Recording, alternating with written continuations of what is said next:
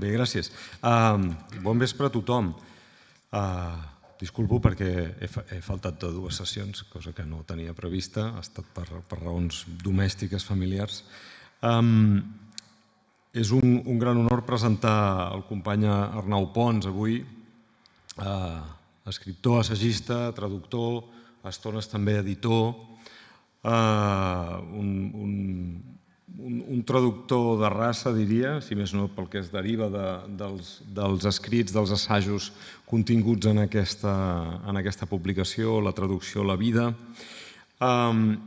Un llibre que recull impressions, reflexions i també traduccions, de fet, perquè també hi ha unes quantes traduccions que ha anat acumulant al llarg de la seva experiència com a traductor literari. Però l'Arnau Pons, a banda d'escriure aquestes reflexions, aquests petits assajos, ha traduït molt, ha traduït molta poesia i ha traduït autors, estava buscant la manera de referir-m'hi i se m'ha acudit que reconsagradament poètics seria una bona manera de referir-se a autors com Velimir Hlebnikov o Paul Celan o autors de prosa reconsagradament poètica com Walter Benjamin o Marguerite Duras. Exacte. I és l'autor també d'un epíleg esplèndid a l'edició de Club Editor de La mort i la primavera, que va sortir, ara ja no sé calcular els anys, des de la pandèmia tot se'm confon, però deu fer 4 o 5 anys. 17 o 18. 17, tant, ja fa 5 anys ja, doncs.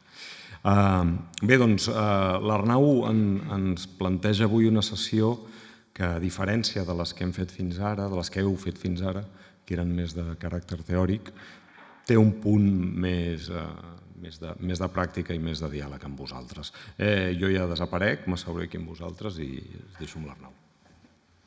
Moltes gràcies, Miquel. Bé, sobretot tenir algú com ell, que és un gran traductor del rus, doncs m'honora especialment, i que m'hagi convidat en aquesta sessió de traducció, doncs per mi és un afalac i un plaer. Jo normalment guanyo amb les distàncies curtes i quan he d'estar damunt d'una trona, enfilat, em costa més. Per tant, jo us he portat una sèrie de textos perquè en parlem, jo en parlo i que vosaltres també al vostre torn pugueu dir-hi la vostra. El cartell, el rètol que avui ens reuneix és una proposta d'en Miquel que em va semblar atractiva, és una pregunta capciosa, aviam si es pot traduir tot, no? I bé, primer de tot m'agradaria mostrar en certa manera el parany que implica aquesta pregunta, no? Què és traduir?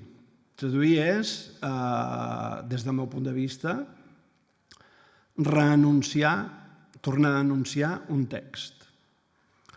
I quan parlem de text, al darrere, des del meu punt de vista també, hi ha una subjectivitat, hi ha un autor, hi ha un artista. Per tant, es pot traduir tot. Si tenim en compte que traduir és reanunciar, és tornar a escriure, per exemple, quan traduïm un poema, què fem? Fem un poema d'un poema.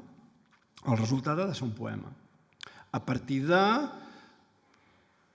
buscant poder anunciar de la manera més completa i satisfactòria per nosaltres de bell nou aquell poema, amb la nostra llengua, en el nostre moment, que són unes coordenades diferents, temporals, polítiques, etc. Per tant, es pot traduir tot? Evidentment que es pot traduir tot. Perquè, si no, doncs, per exemple, ja un dels textos que ha convocat més traduccions i que ha tingut un impacte més fort és la Bíblia, no? És la Bíblia. I la Bíblia, diguem-ne, l'original és hebreu. Si comencem a buscar els 3 peus al gat, doncs hi ha un problema enorme, que és que l'hebreu funciona d'una manera completament diferent al que seria el llatí, per exemple, o el grec, per exemple, És una llengua semita que funciona a partir de mots que solen tenir una arrel de 3 lletres consonàntiques i cada paraula en hebreu, en funció de les vocals que hi entrin en aquesta paraula, doncs podrà tenir matisos diferents. Per tant, la traducció de la Bíblia, si la comencem a mirar des d'aquest punt de vista, ja ens fa entendre que hi ha una gran dificultat a l'hora de fer passar el que podria dir el text bíblic original quan és traduït a altres llengües. Jo, per exemple, una cosa que a mi m'agrada reflexionar amb la gent quan parlem de la traducció és precisament, per exemple, tenim el text del Coelet, l'Eclesiastès, d'acord? I en aquest text el que és interessant en hebreu és que utilitza 3 mots diferents per parlar del temps.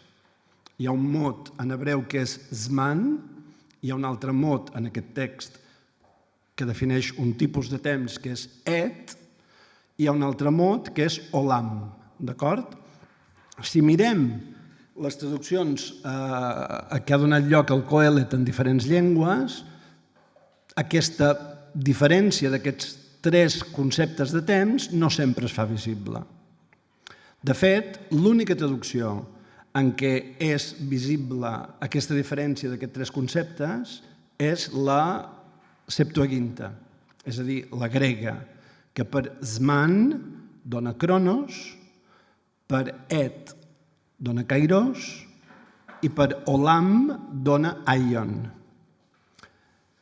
Per què us dic això? Doncs perquè en el Coelet el que ve a dir-se és, al principi del Coelet, suposo que tots el recordeu, amb diferents versions, vanitat de vanitats, que és la més comuna. En hebreu diu Hevel Havalim, Amar Coelet, Hevel Havalim, Akol Havel. Hevel, en hebreu, és un buf, una cosa efímera, una cosa, un alè, una expiració, però al mateix temps és el nom d'Abel, que és el primer fill que tenen Adam i Eva, que és efímer, perquè és assassinat pel seu germà Caín, d'acord? Aleshores, ja en el mateix teixit de la Bíblia, i concretament del Coelet, ens sopeguem davant d'una dificultat enorme, que és, per exemple, quan volem traduir el Coelet, Hevel Havalim, Amar Coelet, Hevel Havalim, Akol, tot és Hevel. Vull dir, tot és buf, tot és efímer. Cadascun de nosaltres som un buf en aquesta terra. Passem, és el que vol dir el text, no? A més, hi ha diferents maneres de relacionar l'home i el temps en aquest text. Us he dit que Zman és traduït per Cronos perquè hi ha un moment en què diu que tota cosa, tota persona, tota acció té el seu Cronos, té la seva durada. Tot té un principi, tot té un final. I després diu que per cada cosa, però no diu coses, és el que diuen les traduccions, per cada propòsit, que la Septuaginta diu pragmata, per cada propòsit, la Bíblia en ladino, que també dona aquestes diferències, de Ferrara, que hi ha una Bíblia mot a mot, de l'hebreu al castellà, diu voluntat, no? Per a cada propòsit hi ha un kairos, un et, un moment oportú, no? I després la paraula olam, que és la paraula que diu l'eternitat, olam vol dir eternitat, diu, ara ho cito de memòria, diu Déu ha col·locat l'eternitat en el cor de l'home, la idea d'eternitat, és a dir, tots nosaltres, si més som mortals, però tenim una idea de transcendència, d'eternitat, d'un temps que no acaba, d'acord? Però, malgrat tot, i cito de memòria, l'home no pot desentrellar els límits, els objectius de la creació, ni els límits ni els objectius de la creació. Per què dic tot això? Doncs perquè quan llegim la Bíblia només hi ha una sola traducció, que és la Septuaginta, que és el grec, fet a Alexandria, que sí que dona aquestes 3 varietats del temps, diu tota cosa, tota acció, tota persona, és a dir, el que sigui, té una durada, i després per a cada propòsit hi ha un kairos, hi ha un moment oportú, moment per estimar, moment per odiar, moment per néixer i morir, no? Recordeu aquella cosa del Coelet. I després la idea de l'eternitat. I si anem a les Bíblies de Montserrat, la que sigui, no? Les castellanes, etc., veiem que tot això ha desaparegut. Aleshores, es pot traduir tot. La Bíblia, la Septuaginta, ho tradueix amb aquests diferents matisos. Després de la Septuaginta torna a venir com una mena de confusió en què tot això s'esbarri i tot això es perd. Per tant, de vegades ho podem traduir tot i de vegades no, i això depèn de l'ull, de l'habilitat i de l'orella del traductor. Bé, fet aquest preàmbul, no? He portat uns textos per discutir. Estan agafats de 2 llibres que són complementaris. Gairebé mai faig publicitat dels meus llibres, però avui sí que els he portat. Un és Nissaga de Bolitz, que té un epíleg sobre Hlemnikov, que és un poeta rus, i a la primera part, Nissaga de Bolitz, és sobre Paul Celan, que és un poeta alemany, del qual estic traduint les obres completes, que és un poeta molt difícil, titllat d'hermètic. Moltes vegades, fins i tot en vida, es deia que ell defensava l'obscuritat de la poesia. Bé, no entrarem en tot això, anirem més en casos concrets. I aquí, a Lectures de Paul Celan, també hi ha un text meu que és complementari d'aquest, que hi ha aquí de Nissaga de Bolitz, que es diu Descifrar el idioma, traducir el poema. Descifrar l'idioma i traducir el poema. Doncs aquests 2 textos, en certa manera, són complementaris i aborden una problemàtica que és la que m'agradaria compartir amb vosaltres avui. Bé, el primer, el tenim en el full número 1, és un poema que es diu Tenebre, d'acord? El títol, que està en llatí, remet a l'ofici de tenebres, que és un ofici que es fa en el ritual catòlic, si no recordo malament, es fa el Divendres Sant.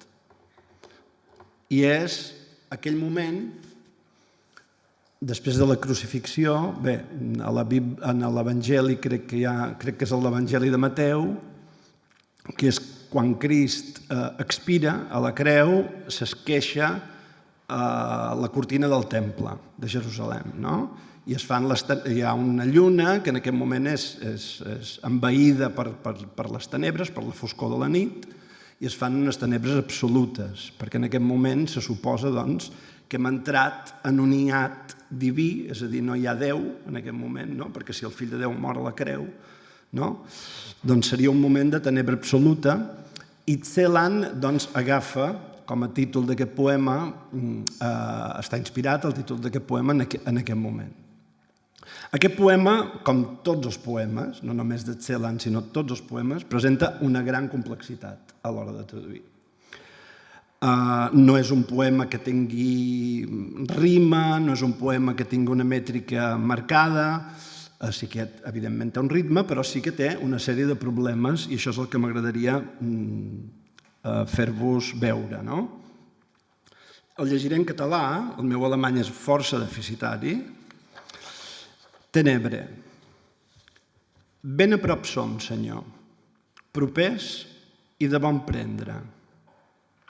Tan presos ja, Senyor, les ungles clavades l'un en l'altre, com si el cos de cadascun de nosaltres fos el teu cos, Senyor.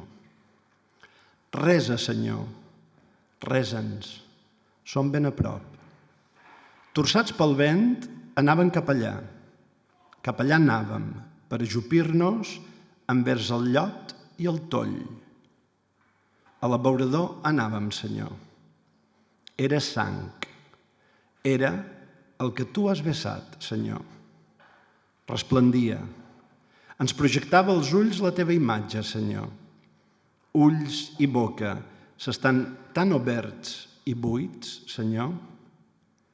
Hem begut, Senyor, la sang i la imatge que era dins la sang, Senyor. Resa, Senyor, som ben a prop. Bé, primer de tot, quan hem de traduir un text, i sobretot quan hem de traduir un autor com Celan, que el que fa és, en certa manera, historitzar. En Celan hi ha una voluntat d'ancoratge molt ferma en un moment històric concret, que és el de l'extermini dels jueus d'Europa. Celan és jueu, suposo que algun de vosaltres el coneixeu, però si no el coneixeu vaig molt ràpid. És nascut a Romania, Chernovitz, que avui en dia cau dins Ucraïna, són aquests llocs en què les fronteres ballen en funció de les guerres, i a Chernovitz hi havia una població jueva nombrosa, molt nombrosa, i, en certa manera, els jueus representaven el que en el seu moment havia estat l'imperi austro-hongarès.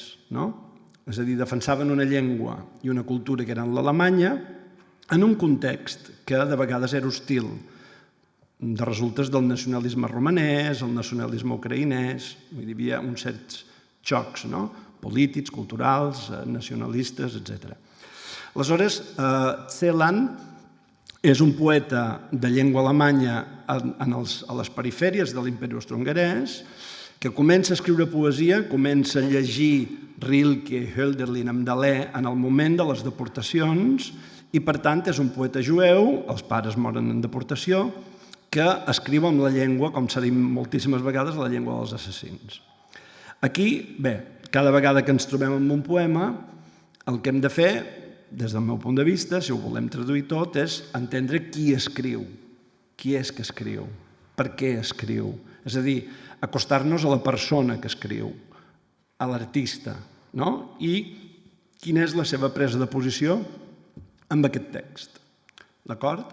Això és una cosa que jo considero que seria el primer pas fonamental si realment volem traduir un autor que és difícil i que ens importa i ho volem fer de la millor manera. En aquest cas, en aquest poema, hi ha una cruïlla que jo crec que és fonamental per poder entendre el poema. Tot gira al voltant de la paraula senyor. Durant molt de temps, per exemple, Gadamer, que és un filòsof, és un deixeble de Heidegger, té un comentari d'aquest poema en un llibre que podeu llegir, que es diu Poema i Diàlogo, en el qual, diguem-ne, en aquest comentari, només ronda al voltant de què significa rezar, com ho dic en castellà perquè el llibre està precisament traduït al castellà, què significa resar, què significa pregar, i el comentari de Gadamer no entra en l'entrellat veritable d'aquest poema. Perquè de què està parlant aquest poema, amb aquest senyor? Doncs que en alemany, Herr, que és un monosíl·lab, i no el podem donar en aquest monosíl·lab. Pot ser tant el senyor, Crist, el senyor en la creu, però pot ser el nazi, Herr, en un camp, d'acord? En un camp d'extermini. Per tant, en aquest poema tenim una cruïlla entre el nazisme, d'una banda, i el cristianisme, per una altra banda. Hi ha com una mena de voluntat d'acarar de manera violenta la passió de Jesús, d'acord?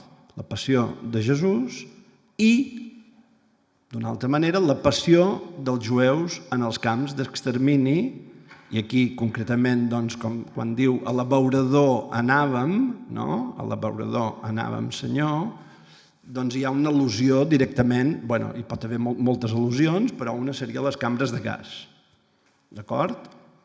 Les cambres de gas, o també hem de tenir en compte que els transports dels trens que venien d'arreu d'Europa podien passar dies i dies tancades aquestes persones dins vagons de bestiar i quan arribaven estaven mortes de set i una manera de portar-los cap a les cambres era dir-los us donarem aigua, aneu cap allà. És a dir, d'enganyar-los per portar-los cap a les cambres. Aleshores, per una banda, diguem-ne, per la nostra cultura, que és la cultura d'Europa, majoritàriament és la cultura cristiana, doncs entenem que aquest poema parla, en certa manera, de la passió, d'una crucifixió, quan parla de Senyor, però, per una altra banda, tenim que l'autor està blasfemant, en certa manera, per dir-ho d'alguna manera, és a dir, està acarant la passió en la creu amb la passió dels jueus en els camps. I quan diu les ungles clavades l'una en l'altra, és la imatge que molts de testimonis donaven quan s'obrien les cambres de gas. És a dir, quan s'obrien les cambres de gas hi havia una pila de cossos amb les ungles clavades l'un dins l'altre. És a dir, de vegades conten, expliquen que era realment difícil desfer els cossos per tornar a buidar i netejar la cambra de gas, perquè estaven tan agafats els uns als altres que per deseixir-los d'aquesta pila era bastant complicat. Quins reptes presenta aquest poema? Presenta moltíssims reptes. Her és un monosíl·lab i en la poesia de Celan els monosíl·labs són fonamentals. És com si la llengua tingués uns àtoms, d'acord? I aquests àtoms se ressignifiquessin en la llengua de Celan i tinguessin una valència, una significació diferent, nova, que li dona el poeta.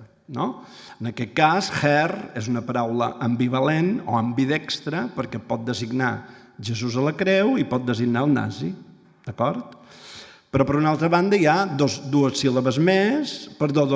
monosíl·labs, que són Bild i Blut, que aquí són fonamentals. Bild és imatge i Blut és sang, que estan repartits en aquest poema, que si els posem l'un al costat de l'altre, Blit, Blut, fan una paronomàsia. D'acord? Per tant, tornem a tenir dos mots monosíl·labs que hauríem de veure si donar imatge i donar sang és facilíssim, però imatge en una sola síl·laba és complicat. Per tant, de vegades hem de sospesar què ens importa més, si donar el sentit en la nostra llengua o donar el joc. D'acord? Per exemple, aquí tenim un vers que en alemany és molt curiós, que diu, quan diu Windschiff gingen wir in, que diu torçats pel... de fet, torçats pel vent, això és Windschiff, Wind és vent en alemany, és una paraula que utilitza moltes vegades Celan per donar la idea d'un alè poètic, I aquí, doncs, el Windschiff, de fet, és aquest wind, com dir-ho, és un mot en alemany que quan apareix en participi apareix aquest wind.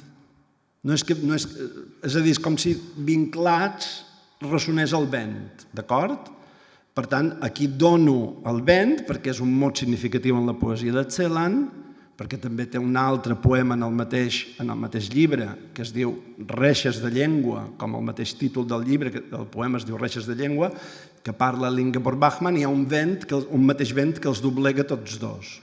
És a dir, hem de tenir en compte també una mica la xarxa de significacions que pot haver-hi dins d'un mateix llibre, perquè els poemes es remeten l'un a l'altre. És a dir, un poeta què fa? Un poeta com Celan, un poeta fa un idioma, fa una llengua única, fa una llengua especial. Quan llegim Carner, allò és inconfusiblement Carner. Quan llegim Riba, allò és Riba. Quan llegim Vinyoli, allò és Vinyoli. En el cas de Celan, és això que us dic, és paroxístic. Arriba a un paroxisme tan fort. Per què? Doncs perquè hi ha uns mots, com són Wind, Her, Nacht, Bild, Blut, són monosíl·labs que ell ressementitza i apareixen en diferents poemes i en cada poema, és a dir, consoliden una significació. D'acord? Però, com us deia, en aquest vers diu Gingen wir hin, uns zu bücken nach Mulde und Mar. Mulde und Mar. Aquí tenim un Mulde und Mar, és a dir, tenim una M i una D, i una D i una M. És a dir, tenim dues consonants fortes que fan un quiasme. Un quiasme és una creu. També tenim un quiasme amb el primer vers, na, zir, wir, i amb l'últim vers, wir sind na. Tenim dos quiasmes. El quiasme és la creu. Aquí estem parlant de la crucifixió. Només de la crucifixió? Estem parlant de l'Eucaristia. no? Perquè és la sang, la imatge dins la sang, el beure. Què fa l'Eucaristia? Què fa Jesús el dia del darrer sopar? El que fa és, diu, del vi diu és la meva sang, que serà vessada per vosaltres, i el pa diu és el meu cos, no? Per tant, a l'Eucaristia hi ha aquest ritual del vi, no? Que té una funció, no? I aquí tenim la imatge dins la sang, no? Aleshores, què és la bandera nazi? Com és la bandera nazi? La bandera nazi és vermella, al mig té un cercle blanc i a dintre del cercle hi ha una creu negra, que és l'esvàstica, és a dir, tenim el vi, tenim l'hòstia i tenim la creu. És a dir, dins la bandera nazi podem llegir una Eucaristia, d'acord? Que és el que llegim també en aquest poema. Aquest poema el que fa és fer, com us dic, aquesta cruïlla entre nazisme i cristianisme, no? I per tant la nostra traducció, si volem traduir aquest poema, ens ho peguen molts reptes. Bildblut, és difícil de donar.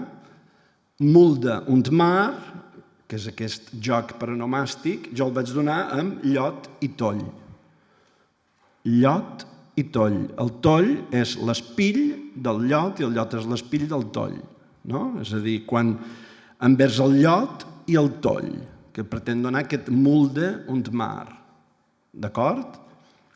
Aquí sí que m'ha agradat, bé, he preferit sí donar el joc perquè mulde und Mar no són mots recurrents en la poesia de Celan i el que estan donant aquí és una imatge d'anar cap al lloc del suplici, no? I els camps estaven plens de llot i de tolls. Mulde és una depressió i Mar és un llac volcànic, que en català, si busquem el diccionari mar, en català els geòlegs no ho han traduït, és a dir, en català es diu un mar, no?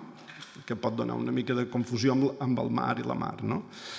És a dir, el que intentem, o el que he intentat jo en aquest poema, és donar els quiasmes, perquè crec que són significatius, donar el joc mulde un mar, perquè no me sabia greu reformular-ho amb uns altres mots, mentre es pogués donar aquest joc de l'espill, no?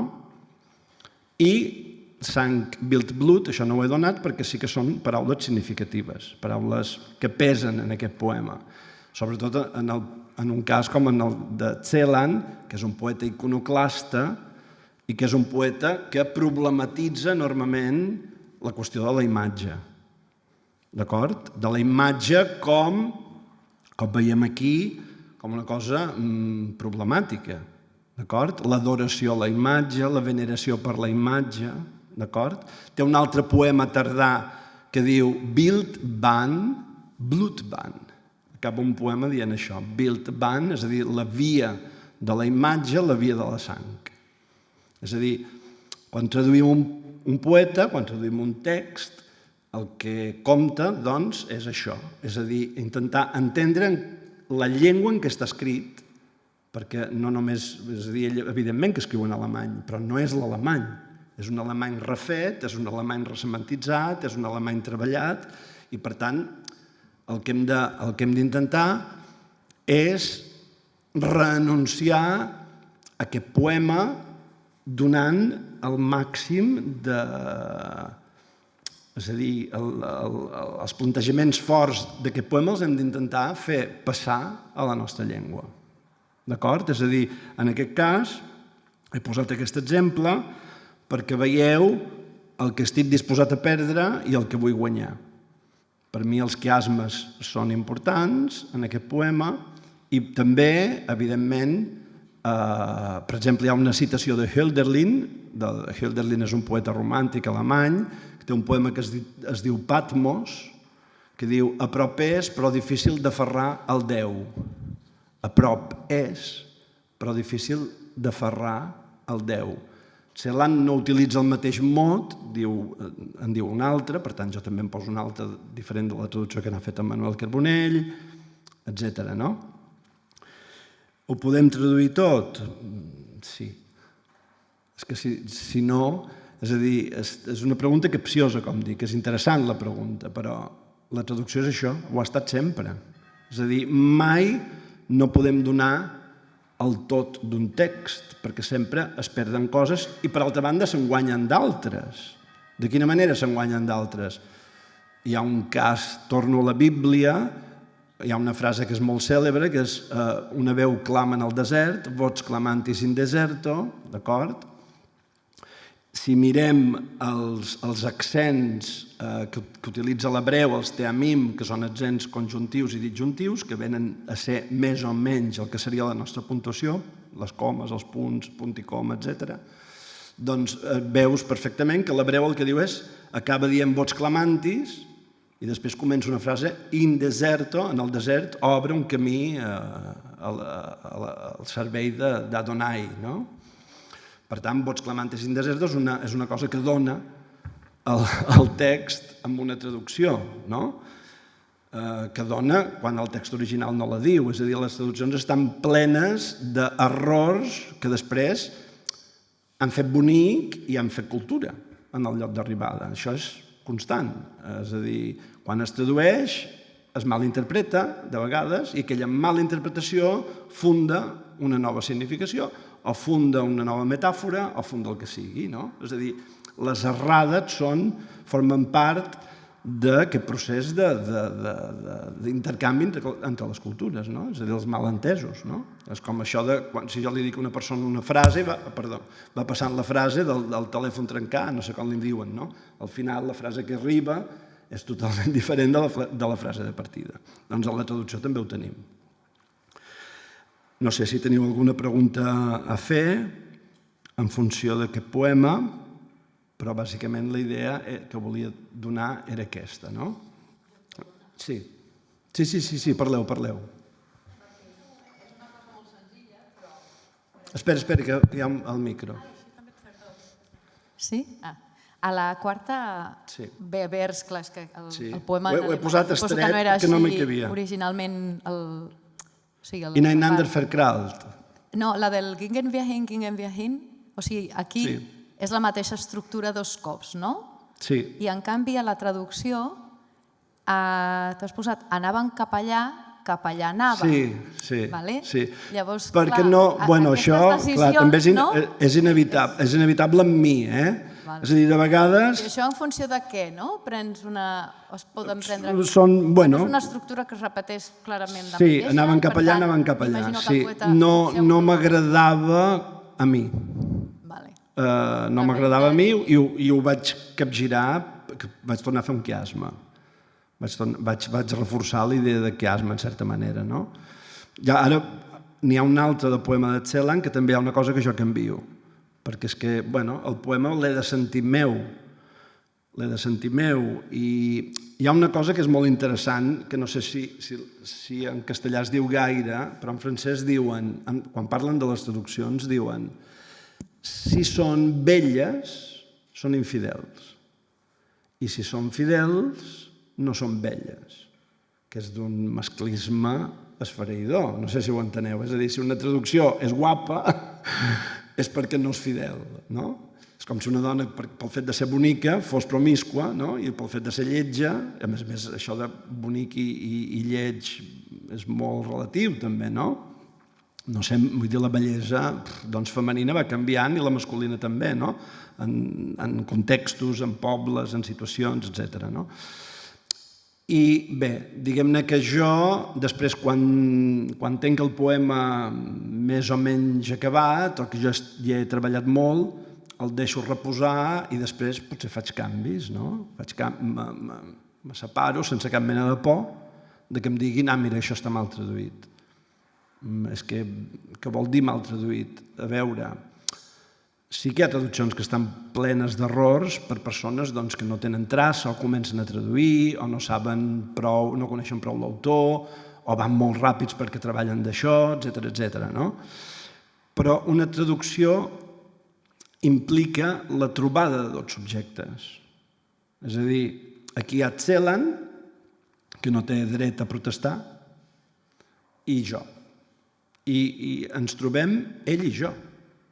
És a dir, i un altre ho farà i se trobarà i serà aquesta trobada. És a dir, una traducció és la topada de dues subjectivitats en la llengua, no? I el traductor doncs, fa la seva ho torna a anunciar, ho torna a escriure. I aquest tornar-ho a escriure jo m'ho agafo a la valenta, és a dir, no sempre intento ser literal. Per què? Doncs moltes vegades es diu és que la traducció, per ser bona, ha de sonar com si estigués escrit en català. Home, a veure, i això en Miquel ho haurà vist, doncs molts autors russos els llegeixes i allò és un rus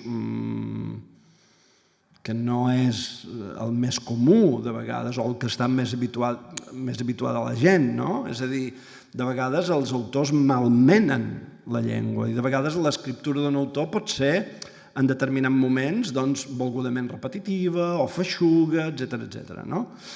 Aleshores, bé, moltes vegades el traductor diu, opto per ser modest, per desaparèixer, per no imposar-me, perquè clar, si t'imposes doncs és que t'ho apropies. Aquí hi ha molt per parlar. Evidentment que hi ha l'apropiació. L'apropiació és quan, en el cas de Celan, hi ha molts poetes que des del meu punt de vista se l'apropien. Per què? Doncs perquè són sords, des del meu punt de vista, el que és més important de la poesia de Celan, que és una poesia contra la poesia. És a dir, aquí porta Hölderlin a les cambres de gas, porta el poema Patmos a les cambres de gas. I Neinander Verkraalt també és aquesta fórmula, la podem trobar en Rilke, en uns sonets que fa de David canta davant Saül. És a dir, en Celan hi ha una voluntat de fer poemes contra la poesia alemanya, perquè segons Celan ha estat còmplice de l'esdeveniment històric. Aleshores, bé, quan un altre poeta diferent de mi el pot reescriure, doncs ell donarà prioritat a unes altres coses i dirà, a mi la qüestió de la Shoah no m'interessa. Això hi ha gent que ho ha dit, traduint Celan o fent antologies de Celan. A mi la qüestió de la Shoah, jo m'esgarrifo quan diuen això perquè no hi ha poema de Celan on aquesta referència no hi sigui. I ho diu ella en el Meridià, que és un text poetològic, que diu tot poema té el seu 20 de gener. El 20 de gener de 1942, quan es decreta la solució final al problema jueu, europeu. Aleshores, aquí hi ha, diguem-ne, la traducció és un acte ètic i polític, com diu Mechonic. El poema és un punt d'observació d'una societat i d'un moment, de les cegueses que hi ha en aquest moment, socials, de les claudicacions, etc. I en el cas de Celan, doncs, per mi hi ha un missatge que ha de passar, que és el missatge crític. La seva poesia és eminentment crítica. Aquí es carrega la passió de Jesús. I el que està dient és, amb la passió de Jesús, el nazisme, que portava Déu està amb nosaltres a les Sibelles, els capitostos nazis, el que ha fet ha estat reproduir la passió en cadascuna de les persones jueves que ha tingut un suplici en els camps d'extermini o en els boscos on eren afusellats, etc. Per tant, és un poema aquí que el que fa és problematitzar l'essència mateixa de la teologia amb aquesta sublimació d'una mort en la creu que per Celan era espantosa. És a dir, quan Celan entrava en un museu de pintura i començava a veure crucifixions, que els alemanys tenen aquests autors gòtics que ho expressen d'una manera completa, no sé si teniu aquestes imatges, d'aquests Jesusos que xisclen amb els claus a les mans i tot això. Celan entrava en una sala d'aquestes i deia, ja n'hi ha prou, perquè veia allà el que havia passat feia uns quants anys enrere, no? Per tant, hi ha una mica això amb la traducció, és a dir, a qui volem fer el servei? A qui volem fer el servei quan traduïm? És a dir, per què tenim la necessitat de reanunciar aquest poema, no? I això és una cosa, doncs, que aquesta pregunta que tenim al darrere es pot traduir tot. Si t'interpel·la, t'esmerçaràs a traduir-ho gairebé tot, no? Si t'interpel·la. Si la teva vida passa per allà d'alguna manera o si t'hi sents portat, doncs... I ara us poso l'exemple d'un altre poema que està, si gireu el full, són 4 versos. És un poema que està entre parèntesi i és un poema de Ich kenne dich, d'Atem Crystal, que és un cicle de poemes que Celan va publicar al 65 i està entre parèntesi, aquest poema. Està entre parèntesi dins d'un cicle de 21 poemes. És a dir, Celan va publicar l'any 65 una plaquet en edició de bibliòfil amb la seva dona Giselle era gravadora, pintora, gravadora, i l'any 65 es van separar, perquè tenien un fill en comú, ell tenia molts problemes psíquics, havia de ser de vegades internat en una clínica psiquiàtrica, es va intentar suïcidar diverses vegades fins que al final ho va aconseguir, l'any 70, i Cristall d'Alè és un cicle de poemes que dona testimoni d'aquest moment de la separació dels dos artistes, el poeta i la pintora. El cicle està format per poemes relativament curts en què hi ha un jo i un tu.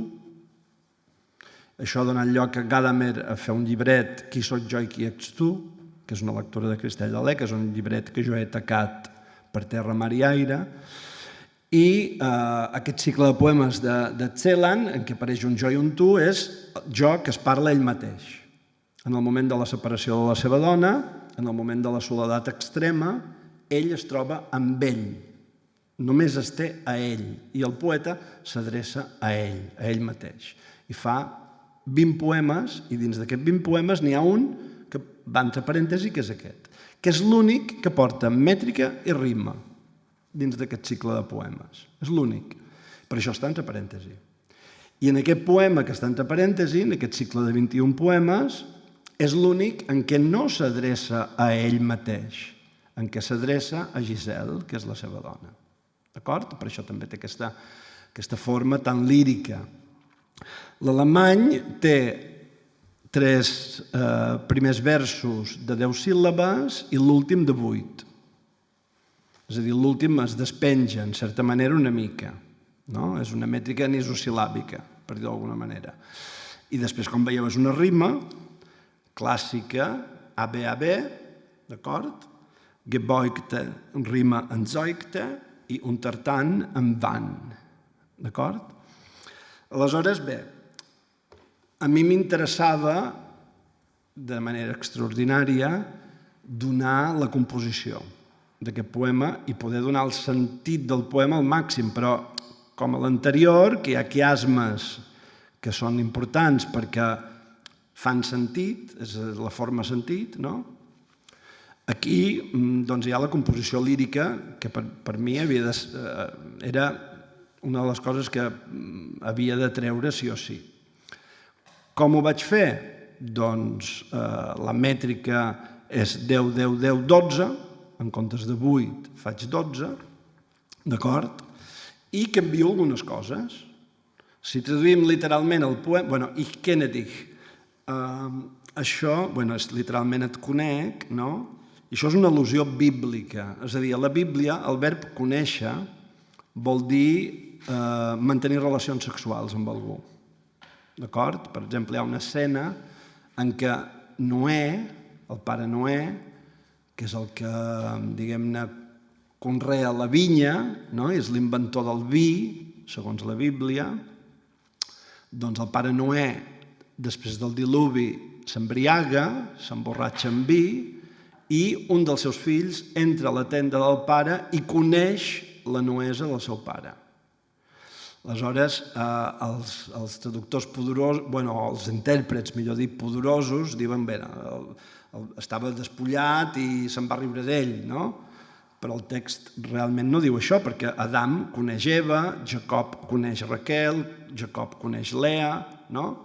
I el fill de Noè, que és Cam, coneix la nuesa del seu pare, és a dir, que quan el seu pare està embriagat, abusa d'ell sexualment, no? I Noè el maleeix.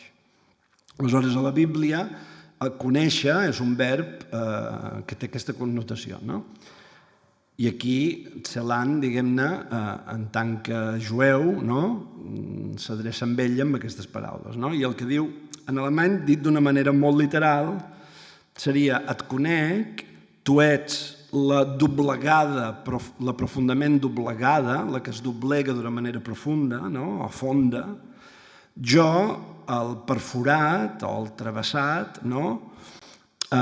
Estic sotmès a tu, on flameja un mot que ha testimoniat, bueno, que ha donat testimoni per nosaltres dos, tu del tot real, jo del tot follia, il·lusió, el que vulgueu, no? Per tant, bé, a mi m'interessava donar la rima i la mètrica i havia de reformular-ho. Per tant, jo dic, et conec, ets la que es vincla greument, jo, el perforat, sóc el teu servent. On flameja el mot que ens testimonia, tu del tot real, jo del tot follia. Què canvio aquí? Bueno, per començar, ens testimonia és una mica forçar el català, perquè passa, llisca, no? Però diríem testimonia per nosaltres, no? Però jo faig aquesta... Com en el poema anterior, de Tenebre, també dic resa'ns, que també és forçar una mica el català, seria resa a nosaltres, no? Que els traductors moltes vegades no han entès aquest beta zu uns de l'alemany i han traduït reza por nosotros. I no és que no li demana al Senyor que resi per nosaltres, com li pots demanar a la Verge o qui sigui, no? Resa per nosaltres. No, és resa a nosaltres. Per això havia posat resa'ns i aquí poso ens testimonia, no? És a dir, faig aquestes petites violències al català i les faig, vull dir, sent conscient que podrà venir algú i dirà mira, l'Arnau Pons aquí ha fet això, no? M'és igual, francament, m'és igual. Aleshores, el verb el poso en present, testimonia, en l'original és en passat, no? Ha testimoniat, diu un mot, i jo dic el mot, perquè m'agrada més. És a dir, després en certa manera me faig el poema meu. Hi ha coses que molta gent pot dir, mira, ein Wort no és el mot. Ja ho sé, però és que si posava un mot, no m'agrada, vull dir, per mi el sentit no queda malmès, per dir d'alguna manera, no? Vull dir, i si algú vol posar un amb un llapis en el llibre, és lliure de fer-ho, no passa res, jo no m'enfadaré. Però bé, aquí veieu una mica, no? El que per mi m'importa en aquest poema és, que és un poema Giselle, en el moment de la separació, a més aquí també hi ha un escarni de la religió cristiana, no? La dona que té un perforat a sobre, la Pietas, no? Recordeu la imatge de Miquel Àngel, no? Tan famosa, no? I aquí està fent una mica la broma com tu, Giselle, que a més ella era de família catòlica, molt catòlica, la seva mare quan va quedar vídua va entrar en un convent de clausura, la mare de la Giselle, i el Celan i ella la van acompanyar a tancar-la en el convent, i aquí està utilitzant els elements de la cultura de la seva dona, no? És a dir, està fent una pietas en què jo, el perforat per què? Perquè el poeta què fa? Vessar tinta, no? El poeta no deixa de vessar tinta, no? Aleshores, jo que escric, no? I tu, sóc el teu servent de la teva immensa pietat cap a mi, no? Perquè la Gisela era una dona, a part de ser una artista, era una dona molt entregada cap a, diguem-ne, el benestar de Celan, perquè estava malalt. L'havien d'ingressar sovint, sobretot en aquest moment de la seva vida, que és aquest moment de la separació, en què es van haver de separar perquè la cohabitació era impossible. A més, hi havia un nen pel mig, que havia d'estar, diguem-ne, sotmès a escenes de violència, etc. Per tant, aquí, ell, en el moment de l'art, que és el moment del poema, fa aquest retrat d'una pietas amb el seu Jesucrist crucificat que raja tinta, que raja poemes, i fa aquest retrat. Tu del tot real, jo del tot follia, no? Van és una paraula també és un monosíl·lab, no? Torna a ser un d'aquests monosíl·labs recurrents en la poesia de Celan. El trobem en molts poemes. Van, no? Que és la follia, la il·lusió, no? Quan ja no toques de peus a terra, no? I per tant també aquí els monosíl·labs és molt difícil. Pots donar nit, pots donar neu, pots donar cor, però no pots donar ànima. No, ànima té dues síl·labes, perdó. No pots donar dolor, perquè en alemany Schmerz. Fixeu-vos la longitud que té. Schmerz. Ell té un poema que es diu Die Silbe Schmerz. No? La síl·laba dolor, que és una síl·laba, pots dir la síl·laba dol, per exemple, no? Si vols donar el joc de la síl·laba, no? Per exemple, el castellà va posar la palabra dolor, és a dir, va donar, com que volia donar el dolor, va posar la palabra, no? Però bé, això ja són, per mi la síl·laba és fonamental perquè és un mot també de la poesia de Celan i és un mot que s'ha de conservar. Bé, anem bé de temps? Sí, no? Més o menys. Queda temps per un poema, no? De sobres. Bé, després us he portat un poema de cap del final d'un llibre que es diu Fadenzonen, que també és un títol que està mal interpretat, bueno, difícilment donat, no? En disparitats així visibles, no? Aquí teniu aquest poema, Ausgeschlüpfte. Celan el que fa molt sovint és utilitzar participis de verb que substantivitza. Això és molt comú en la seva poesia. Com aquest que diu Ausgeschlüpfte Kittinsonnen, no? El llibre es diu Fadenzonen, que aquí us he posat dues traduccions castellanes, una del 89 i una altra del 99. La del 89 és la de Jaime Siles, que va traduir el títol per Hebras de Sol, que és al revés del que diu l'alemany. L'alemany diu Soles de Hebra, Fadenzonen. I l'altre ha posat Soles Filamentos. No? Fadenzonen és una manera que té Celan de definir els poemes. Els poemes són sols de fil. És a dir, són com uns astres fets d'un únic fil, que és la línia del vers. No? És una manera de definir els poemes. La paraula sol, en Celan, és una paraula que utilitza per definir els poemes com cristall d'alè. Atemkristall és una manera de definir el poema. Què és un poema? Un cristall que té una composició, no? D'alè. És un oxímoron, perquè l'alè és un vapor i no pot cristal·litzar. És un oxímoron. Per tant, és una manera de definir, aquest oxímoron defineix el poema. Cristall d'alè, sols de fil, patis de temps, el seu recull al final, Zeitgehöft, del final de la seva vida, patis de temps, és una manera també de definir el poema, Sprachgitter, reixes de llengua, és una altra manera de definir el poema. És a dir, en Celan tenim sovint aquesta, com dir-ho, aquesta reflexivitat de la poesia envers ella mateixa. És a dir, ella mateixa mostra de quina manera es fa, s'interroga, s'ausculta, s'escolta, s'analitza, defineix com està composta, no? És a dir, constantment hi ha aquesta reflexió, que això ve del simbolisme, ve de Baudelaire, de Mallarmé, no? Que també hi ha aquesta reflexivitat de la poesia, no?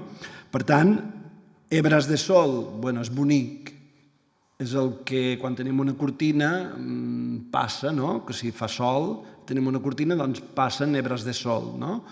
Però no és aquest realisme el que dona Fadenzonen. Soles filamentos, bueno, per què no? Jo diria soles de hilo, que és el que diu, no? Sols de fil. Aleshores, aquí tenim un poema que ha estat traduït de manera molt diferent pel Jaime Siles i pel Reina Palazón. El Jaime Siles diu, recién salidos soles de quitina. Los anfibios acorazados se envuelven en los azules efodes, esclava de la arena la gaviota asiente. Acechante, la hierba de tizón vuelve en sí. Y en Reina Palazón diu, soles de quitina de su cascarón escabullidos. Los estegocéfalos se revisten con los azules efodes, la gaviota sierva de la arena lo considera bien, la avizora aguavientos vuelve sobre sí. Veieu que la disparitat és extrema. Perquè en un lloc tenim, a part que la primera estrofa, més o menys, cadascú fa el que fa, però no hi ha diferències de sentit molt grans, la segona estrofa sí que té diferències molt grans, perquè diu anfibios acorazados, estegocéfalos. Després diu, azules efodes és igual, que això és una errada garrafal, ja us diré el per què, i després diu sierva de la arena, la gaviota, esclava de la arena, no? Però després hi ha la hierba de tizón i després hi ha aguavientos. I després hi ha vuelve en sí, que és tornar en sí, quan t'has desmaiat, per exemple, o vuelve sobre sí, que és rumia, medita. Per tant, aquí tenim un exemple d'una disparitat molt gran. Qui té raó? A qui hem de creure? Si fem un text, si ens demanen de fer un text a la universitat i volem citar aquest poema, quina versió hem d'agafar? Perquè són molt diferents. Hierba de tizón, aguavientos és el mateix. Anfibios acorazados, estegocéfalos és el mateix. Què diu l'alemany? Com us he dit, i això ho sé a força de traduir-lo i de llegir-lo, els sols són poemes. Per tant, de què parla aquest poema? Aquest poema parla de l'eclosió, de l'aparició, del naixement de poemes que són inquietants, que són perillosos. Aquest poema parla d'aquell moment en què els enemics de la poesia poden niar, poden sorgir, poden congriar-se dins de la mateixa poesia. D'acord? És a dir, és aquell moment que tot poeta pot tenir de solitud extrema davant dels atacs de l'ambient literari, davant de... Celan va ser perseguit tota la vida per les denúncies que feia la Clergol, i no només la Clergol, del plagi que suposadament ell hauria fet del seu marit, l'Ivan Gol, és a dir, és un poeta que està immers tota la seva vida en la problemàtica del plagi, i això el marca també la seva poesia. I per tant, en aquest poema què tenim? En aquest poema tenim la descripció d'un moment de lucidesa extrema en què el poeta veu com sorgeixen sols, és a dir, poemes que tenen d'uns ous, d'acord? D'uns animals ovípars, com poden ser els insectes, les serps, no? Que aquests ous eclosionen, quitinzona està tallat, el mot podria ser un mot compost, quitinzonen, però aquí està tallat, quitinzonen, no? El tall fa aquí una violència, no? Són sols de quitina, i la quitina és l'element dels insectes, dels artròpodes, no? Dels invertebrats, és la cuirassa dels invertebrats. I després hi ha una segona estrofa en què apareixen uns estegocéfalos o uns amfibis acuirassats que es tapen, i aquí diu azules efodes, i no són azules efodes, perquè l'alemany diu die blauen Gebetmantel. Un Gebetmantel és el que els jueus es posen en el moment de la pregària als matins, que es posen un talit en hebreu, en castellà es diu talet, i és, si heu vist imatges de jueus fent pregària on al mur de les lamentacions són aquests xals, no? Que de vegades porten ratlles negres o ratlles blaves, no? Que són de color clar, blancs o de color beix. Doncs és això, los azules efodes. Els efodes eren els vestits que portaven els summes sacerdots del temple. Si heu vist imatges d'un summe sacerdot que portava com una túnica amb un cinyell i aquí portaven com un pectoral amb 12 pedres precioses que representaven les 12 tribus d'Israel. Vull dir que els efodes parla d'una judaïtat del temple de fa 2.000 anys i més. Però aquí no està parlant d'això. Aquí està parlant del talit que es posen els jueus en el moment de la pregària. Aleshores, aquí tenim uns animals que es tapen amb aquests xals, que són blaus, que és una paraula important perquè torna a ser un monosíl·lab, en alemany blau. En català ve de l'alemany, la paraula catalana blau ve segurament d'una traducció de l'alemany. I el color blau és important en Celan, és el color de l'ametlla buida, té un poema de la Rosa de Ningú en què dins de l'ametlla el color blau, el sexe de l'estimada, la vulva, que també pot tenir forma d'ametlla i d'ull, també pot ser blau. El blau és un color, és l'atzur del simbolisme, és aconseguir fer sorgir allò dins la llengua dels assassins. És a dir, és aquella lluminositat del blau que pot arribar a fer sorgir de vegades dins la llengua de la mort, dins les tenebres de l'alemany. Per tant, aquí tenim uns animals que s'estan posant, s'estan tapant, s'estan transvestint amb elements jueus i elements d'ell. Ell no és que fos practicant, ni resava, ni es posava el talit, però són contraparaules. És el que ell en el Meridià anomena contraparaules. Què és una contraparaula? És dir, en el moment de la Revolució Francesa, quan Robespierre mata Danton i tots els companys perquè està psicòtic i delirant de les possibles persones que li poden prendre el poder, a Robespierre, fa guillotinar els amics, els companys de revolució, i que diu Lucille, a l'obra aquella, La mort de Danton, de Büchner, diu, visca el rei. No és que Lucille s'hagi tornat monàrquica, però diu visca el rei en el moment en què estan guillotinant el seu company.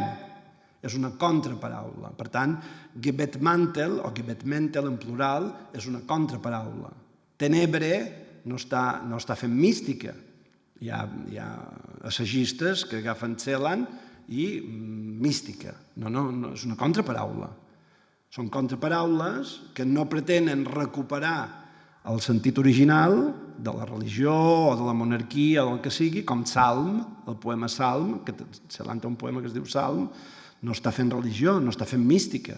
Simplement, Salm és el poema en què els morts diuen lloat sies tu, ningú. I ningú és el poeta, niemand. El poeta, com va ser-ho Ulisses quan va encegar el ciclop, Aleshores, aquí tenim tota una xarxa de significacions que són molt importants, i en el cas de Celan és un poeta que té un domini diabòlic de la literatura, i que hem de tenir presents. Per tant, i després apareix una gavina i apareix una herba. D'acord? Möwe i Brandkraut. Kraut, que torna a ser un monosíl·lab, torna a ser un d'aquests mots clau que la Claire Gold de vegades li deia que havia, és a dir, l'Ivan Gold té un poema, té un llibre en què utilitza la paraula l'herba dels somnis, i després Celan té un poema que es diu l'herba de la cendra, i Claire Gold li diu, bueno, com que també hi ha la paraula cendra i la paraula herba, estàs plagiant, no entro amb els detalls, però és una d'aquestes paraules que Celan va utilitzant una vegada i una altra com per encarar-se a l'afer del plagi. I aquí, després de reflexionar al voltant d'aquest poema, tenim que hi ha dos elements, que són la gavina i aquesta herba. I això és una dissociació del poeta. És a dir, tenim altres poemes en què apareix la gavina, tenim altres poemes en què apareix aquesta herba, amb diferents adjectius o de diferent manera, i aquí tenim una dissociació del poeta entre el que vola i el que està a terra. I el que vola és el subjecte líric i el que està a terra és el subjecte històric. Això és constant amb la poesia de Celan, aquesta dissociació entre un subjecte històric del costat del crim, de la història, i un subjecte líric del costat de les paraules, del costat de la poesia, com diu aquí mateix, no? Serva o esclava de l'arena. L'arena, zant, torna a ser un monosíl·lab, que no el podem donar, perquè si te deixo sorra tampoc no el dono. Torna a ser un monosíl·lab que en Celan, zant, vol dir les paraules, sempre. El primer poemari que va publicar era l'arena de les urnes. Les urnes són els poemes, com Fadenzonen són els poemes, com Zeit gehöft són els poemes, com Spragita són els poemes, com Atem Kristal són els poemes, no? L'arena de les urnes són els poemes. Són les paraules que hi ha dins les urnes, perquè els poemes són urnes mortuòries que s'han escrit en relació a l'extermini. És l'única cosa que podia fer. L'únic combat de què podia disposar era donar una segona vida als morts dins les paraules, perquè els morts diguessin el que els havia matat. D'acord? És a dir, denunciar el crim en el sí mateix de la poesia. Per tant, aquí, bé, una vegada més o menys entenem el poema, tenim el repte de la traducció. Panzerlürche és un mot de la ciència, són estegocèfalos. Són uns animals que tenien, uns amfibis que tenien un crani pla, com un sostre en el crani. D'acord? Estegocèfalo. Cèfalo és cap, estego és un terrat, un sostre. Si posem estegocèfalo, es perd el Panzerlürche. Lürche és un amfibi, que és un mot que torna a aparèixer en molts poemes polèmics, perquè aquests amfibis són els poetes. Són les serps, els amfibis, els gripaus del món de la poesia, que són els poetes que tot el temps estan el plagi, el plagi, el plagi, no? Com la serp que fa o la granota que fa no? Aleshores, aquest Panzerlürche, Panzer és acuirassat. Però tenim, Panzer és un mot de la guerra. No? Els acuirassats es diu en català.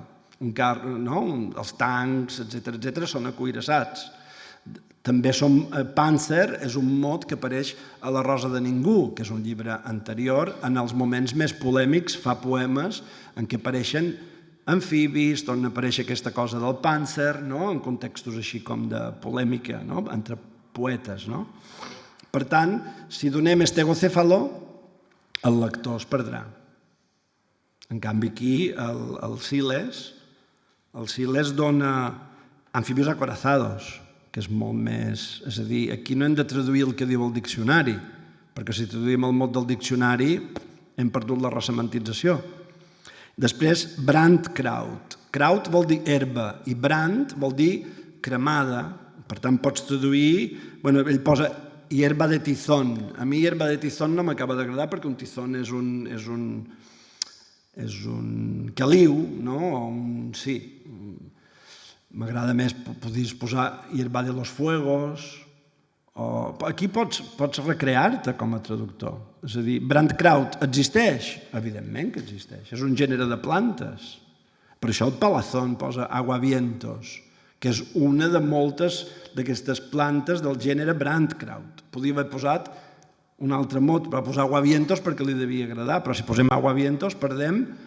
Aguavientos no està ni donant l'herba, que l'hem de donar, aquest mot, i brand, que és la cremada, que és Auschwitz, brand. Són els crematoris. És a dir, aquí tenim la dissociació entre una gavina, Möwe, i un Brandkraut, que són les dues, és com Kafka que es dissocia en l'artista del trapezi i l'artista del dejuni o de la fam. I aquí tenim la gavina, que és el que vola, com l'albatros, que és el subjecte líric, que ja li sembla bé en el poeta Celan. Mira, aquests amfibis s'embolcallen en poemes que podien semblar meus. Bueno, i consent, no? En canvi, la Brandkraut es capfica i medita. És un poema d'aquests de la desesperació, per dir d'alguna manera, i al mateix temps del, bueno, mira, quin remei, no? Si m'estan plagiant, doncs la meva gavina, la gavina que sóc jo, el poeta que sóc jo, doncs mira, què hi farem? En canvi, el subjecte històric que hi ha en mi, el Paul Anchel, perquè es deia així, Celan ve d'Anchel, que és un capgirament del seu cognom, el subjecte històric sí que fica i medita, no? Ho rumia, no acaba de tenir-ho clar. No? És un poema molt mordaç, és un poema irònic. Què vaig fer jo a Nissaga de Bolits? A Nissaga de Bolits el vaig explicar de la meva manera. No us penseu que això és una... Està tot molt... Vull dir, el comentari és tan poema com el poema. I, a més, l'associo amb altres poemes en què apareix una gavina, perquè el lector entengui una mica la manera com té de funcionar Celan, no? Que és, la gavina aquí no és ocasional, ha aparegut en molts altres poemes, la gavina, en molts altres. És un animal del cabaret celanià. És a dir, els que han anat sovint a veure Celan al teatre coneixen perfectament el personatge de la gavina. No? I els que sovint han anat al teatre de Celan coneixen el kraut, que és aquesta herba que de vegades és brandkraut, de vegades és ashenkraut, no? Va canviant. No? Per tant, bé, quan tenim un poema d'aquestes característiques, doncs què hem de fer? Hem d'optar per la ressemantització. Per exemple, jo faig aquesta primera versió, no? A més, el primer mot, ausgeschlüpft, és terrible, no? És sortir d'un ou. És el que fa la serp petita quan eclosiona l'ou, com aquest relliscar de l'ou. No? El Palazón diu de su cascarón escabullidos. Jo ho pretendo anar amb aquests escabullidos. Mira, no està malament, escabullidos, sí, per què no? Però clar, ho explica, no? És a dir, fa una mica de paràfrasi. Jo vaig anar fent diferents... Si aneu mirant, després aquí a Nissaga de Bolits vaig fer una recreació, vaig fer més versos dels que hi ha. El Panzer el vaig donar per la pandèmia, de Berrans, és a dir, vaig voler... Això no és pròpiament una traducció que jo publicaria en un llibre, està publicat aquí dintre perquè és un comentari que vaig fent com a versions folles a partir d'aquest poema. M'emborratxo amb el poema, no? Intento transmetre la ràbia d'aquest poema, el moment crític d'aquest poema, no? Que és un poema d'un malestar enorme. És un poeta que es veu acusat de plagi i al mateix temps, en l'ambient literari, plagiat. Per què? Doncs perquè hi havia molt de poetes que, sense ser jueus, com el Brabowski, escrivien poemes del gueto. No havien patit la persecució, no eren jueus, i escrivien que la petita Esther, en el gueto, no sé què. Aleshores, Celan llegia això i s'indignava, deia, però de què està parlant aquest senyor? Per una banda, en aquell li ha dit la setmana passada que jo havia plagiat a la Rosa Auslender, perquè no només li deien que plagiava a Gol. I ara està fent un poema del gueto. Amb quina legitimitat, no? I s'indignava. I en aquests moments de ràbia sortien aquests poemes, no? En què el que és acusat de plagi acusa de plagi aquests éssers, aquests enemics de la poesia que eclosionen dins de la mateixa poesia i es tapen de jueus, no? Fan veure que la tragèdia jueva els importa, fan poemes a la manera jueva sense ser jueus, no? I la gavina, mira, i consent, i l'herba de les cremades o l'herba de foc, aquí ens podem recrear. Per què? Perquè, què hem de dir? Brandkraut hem de posar el mot del diccionari? No, aquí podem posar el que ens vingui de gust, el que ens vingui de gust. Herba de foc, herba foguera, no? Podem jugar. Per què? Perquè traduir poesia és ben bé això. És a dir, si fem el que fa el Reina Palazón, doncs caurem en una poesia de diccionari. Aguavientos, estegocéfalos, no s'entendrà res.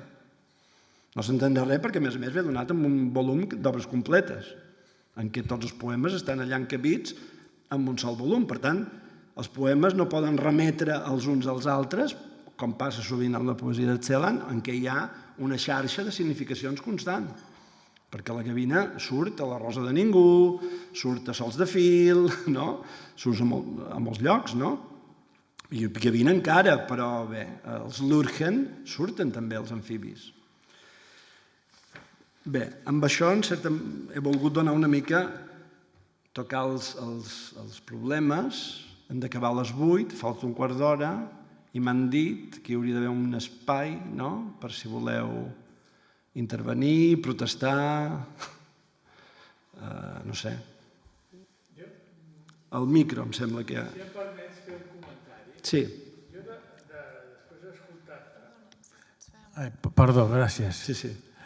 Després d'escoltar-te, Sí. em sembla que el traductor és un intèrpret que fa una obra amb un llenguatge que jo entenc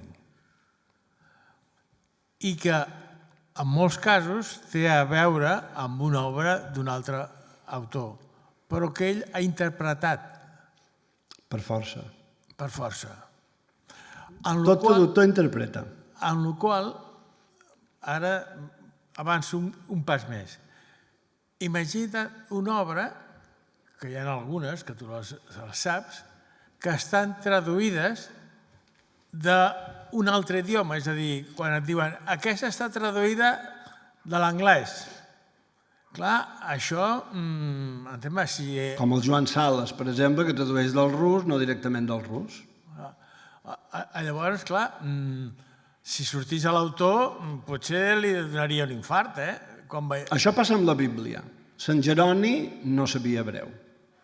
La Vulgata, la Bíblia en llatí, ha estat traduïda sense que l'autor que ha fet la traducció no sap la llengua original. Aleshores, de vegades es repenja damunt del grec, no sé fins a quin punt sap grec o no, sí que ho he mirat amb el Coelet, i amb el Coelet el que fa és, quan hi ha una frase que no entén, se l'inventa. Però allò passa a ser canònic. Això és una cosa tan vella com l'anar a peu. És a dir, traducció de traducció és tan vella... Si no hi hagués la traducció de la traducció, Ramon Llull no existiria. Ramon Llull, a veure, arriba a saber àrab, tampoc no puc dir fins a quin grau sap àrab, perquè jo no sóc lul·lià, però l'obra de Llull traspua, ell mateix ho diu, dels sufís, el llibre de Miquel Amat, i parla dels sufís, etc. A l'època de Llull la traducció no s'entenia com s'entén avui. Normalment era un autor que llegia una obra i després feia un llibre. O sigui, aquella obra l'havia enrampat, impressionat. I, evidentment, també hi ha traduccions. Maimònides és traduït de l'àrab, per exemple, ell escriu Guia de perplexos o de desconcertats, l'escriu en àrab, i un deixeble seu ho tradueix a l'hebreu. I el que li diu és, en el seu traductor li diu, no me tradueixis literalment, perquè sortirà un esguerro, sortirà un monstre. Tu llegeixes el que entens i vas posant a la teva manera allò que has entès amb la teva manera, amb les teves paraules. Aleshores, tota traducció és una interpretació. Bona, dolenta, de vegades fas badades perquè no ho saps tot, no? I de vegades els autors són maliciosos, no? L'art és maliciós.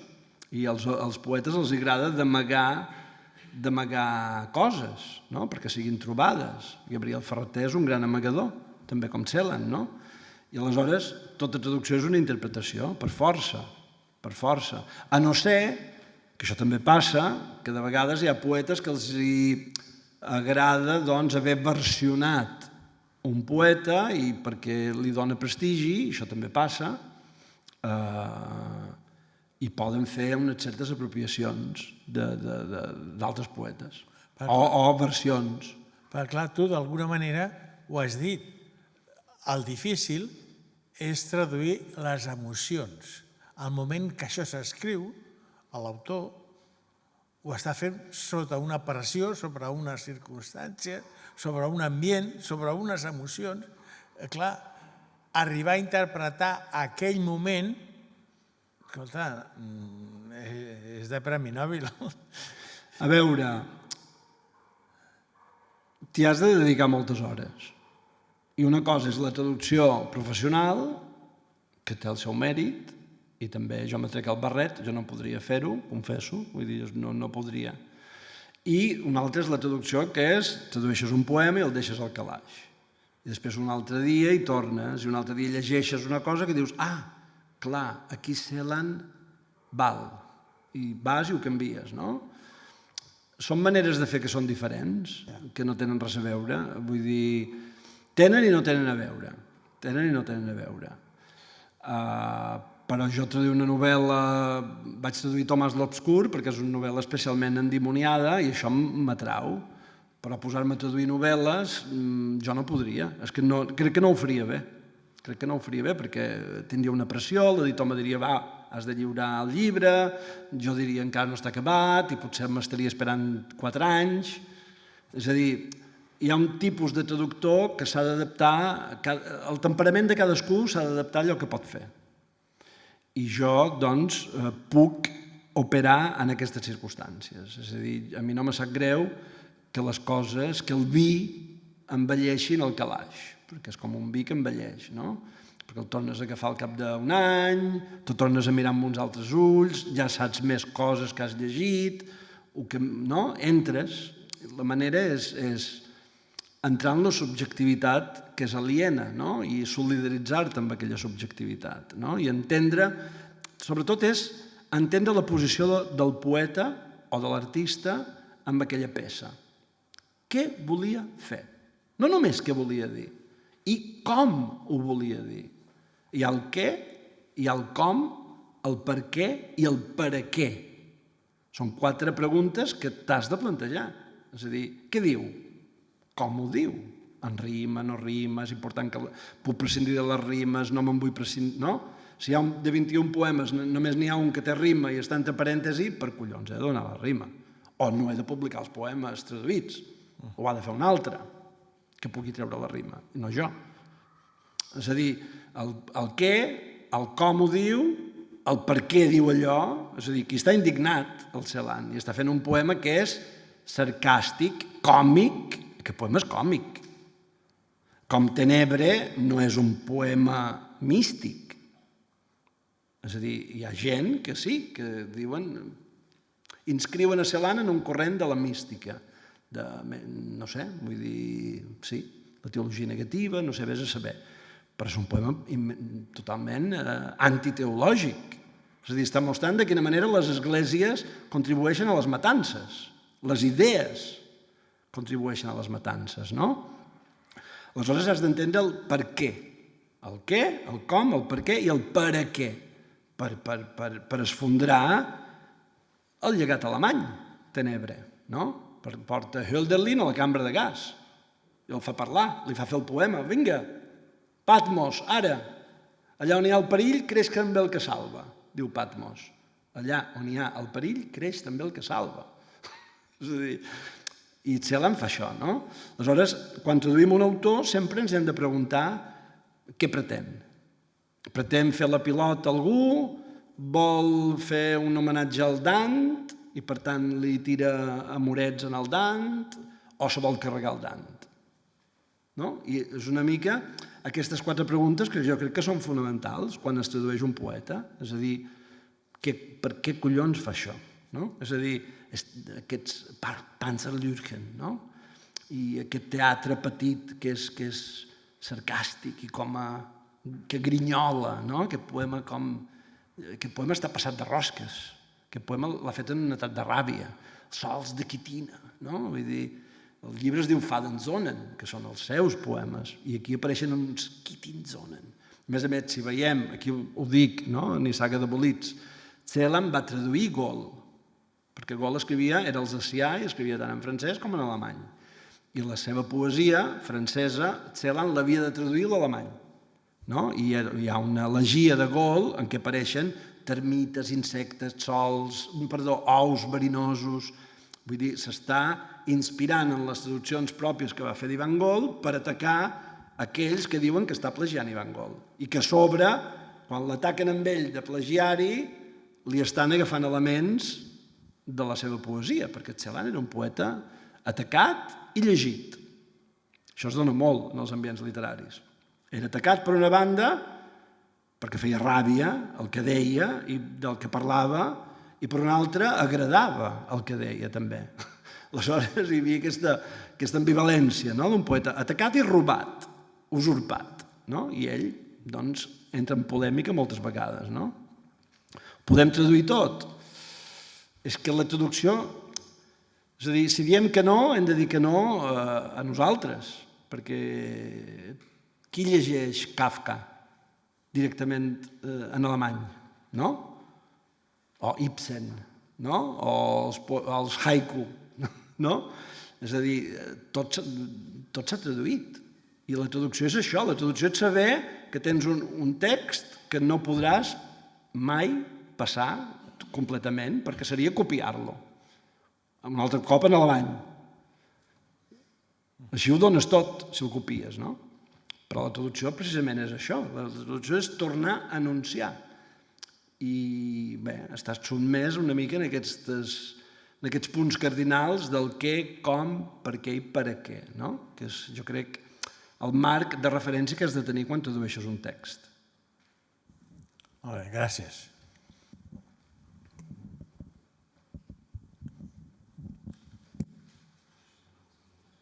Tenim 5 minuts. Sí, no.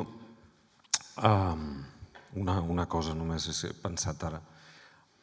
Clar, jo no em dedico a la traducció de poesia justament perquè em fa molta por tot això que estàs explicant. I he pensat, posant-me en la teva pell, com poses fi al procés? O sigui, quina angoixa et genera dir ho he de tancar, no? Perquè, per exemple, ho he de publicar o ho vull ensenyar a algú o el que sigui, no? En quin moment dius ara ho deixaré, almenys ho deixaré un temps, perquè entenc que sempre tens la idea que potser hi tornaràs, no? Però... De vegades toco els llibres publicats i quan se'n fa una segona edició la reviso i poso segona edició revisada, per exemple. A veure, de vegades és fins i tot la fatiga. És a dir, que dius, ja no puc més, ja ho dono, ho dono. Però ho dones sempre en el meu cas, amb un punt de... Bueno, de vegades me torno a llegir i dic, ostres, m'ha quedat bé, no?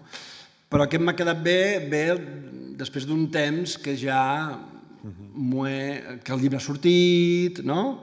Mentre ho tinc entre mans és un dol i vol constant. I quan el dono, doncs depèn de molts factors, la fatiga i l'editor, que me'l pren de les mans.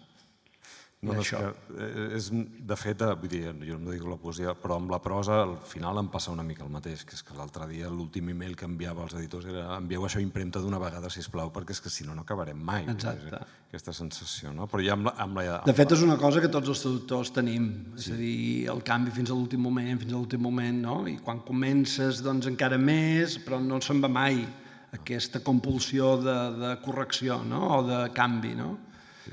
I de vegades, doncs, fins i tot un cop publicat dius, hòstia, no havia vist això, no?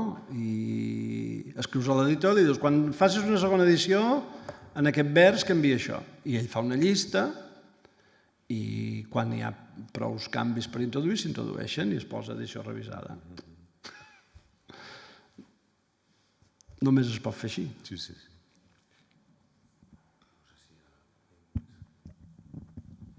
No sé si era ben bé el tipus... Bé, jo he volgut fer una sessió com més... que no fos tan teòrica, tot i que sí, és teoria, però que veure una mica més el repte que tens, no? El que doncs, pots sacrificar, per dir-ho d'alguna manera, i el que no vols sacrificar de cap manera, no? I te mous una mica entre aquestes dues mans, no? Entre la mà que diu, va, això ho donaré més literal perquè la forma sentit no la pot donar, com en el cas d'un monosíl·lab, i de vegades doncs, la rima, la mètrica, que per collons l'ha de donar, perquè és que fa sentit que el poema tingui mètrica i rima, no? I és una mica això, tota l'estona.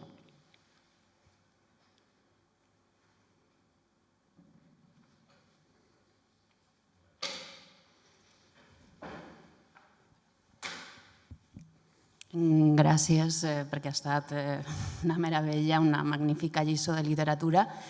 i per insistir-hi, no? I una mica ara quan demanaves, no sé si ha sigut una cosa massa pràctica o poc teòrica, ens has passat si ho podem traduir tot i per insistir-hi crec que ens has donat una resposta o una aproximació a qui pot i qui no pot traduir, no? I això crec que és un punt molt important i ens has revelat el teu procés de traducció i crec que ha sigut una lliçó i uns punts magnífics per a la reflexió i per a l'acostament cap al procés de traducció. Per tant, moltíssimes gràcies. Gràcies.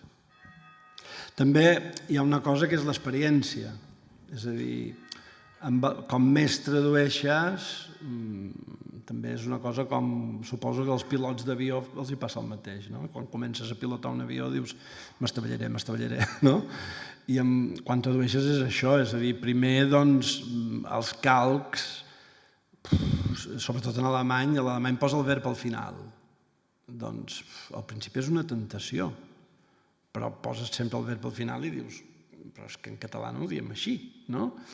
I és també fer aquesta mena de viatge del que calca, que vol preservar allò, perquè no tocar el missatge, perquè estigui, el que vol ser fidel i modest i transparent i l'agosarat. I és una mica un viatge, perquè al principi estàs molt que no tocaries res, que ho deixaries tot al seu lloc, però si ho deixes tot al seu lloc és aberrant, perquè allò és... El català no posa sempre el verb al final o no ho permet, etc. Cada llengua té el seu què. Aleshores vas atrevint-te, vas gosant més també en funció de l'afinitat que tens amb l'autor. Com més el coneixes i més saps el que hi ha en joc, més atrevit et tornes, perquè saps que te sents solidari, no traïdor. És a dir, quan diuen traductor traïdor, està tan dit això, no? És a dir, jo opto més per dir traductor solidari. Traductor solidari, és un acte de solidaritat, o traductor hospitalari, és un acte d'hospitalitat, no? O traductor altaveu, no? Fas un altaveu d'allò, no? Però traïdor, jo no em considero traïdor d'excel·lant, Déu m'alliberi d'això, no? No sé, és traductor solidari, no? Moltes gràcies, ho haurem de deixar aquí, que ja és l'hora. Perfecte, gràcies.